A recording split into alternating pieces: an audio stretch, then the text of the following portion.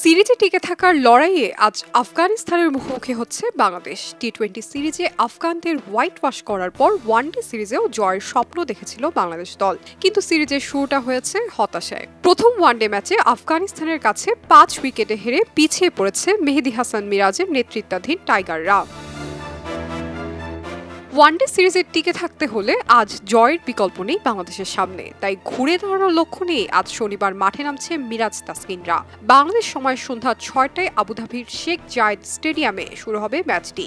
তবে হার দিয়ে সিরিজ শুরু হলেও চিন্তার কোনো কারণ দেখছে না বাংলাদেশের অধিনায়ক মেহেদী হাসান মিরাজ। তার বিশ্বাস দল এখনও ঘুরে দাঁড়াতে সক্ষম। মিরাজ বলেন, আমাদের উন্নতি করার সুযোগ আছে, কারণ আমরা জানি গত ম্যাচে আমাদের কিছু ভুল হয়েছে।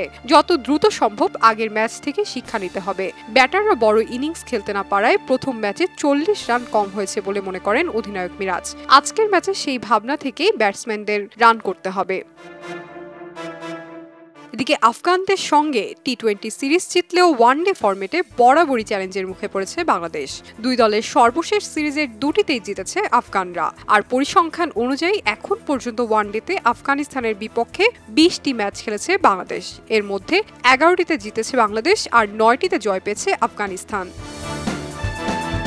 এদিকে 2027 সালের জানুয়ারি পর্যন্ত র্যাঙ্কিংয়ের অবস্থান বিবেচনা করা হবে বিশ্বকাপে সরাসরি খেলার যোগ্যতা অর্জনের জন্য। এ সময় পর্যন্ত র্যাঙ্কিংয়ে থাকা প্রথম 9টি দল সরাসরি খেলবে বিশ্বকাপ।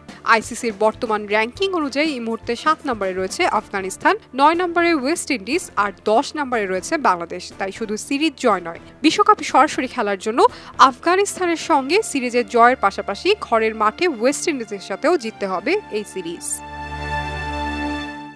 খবরের কাগজ, নিখাত, নির্ভীক, নিরপেক্ষ।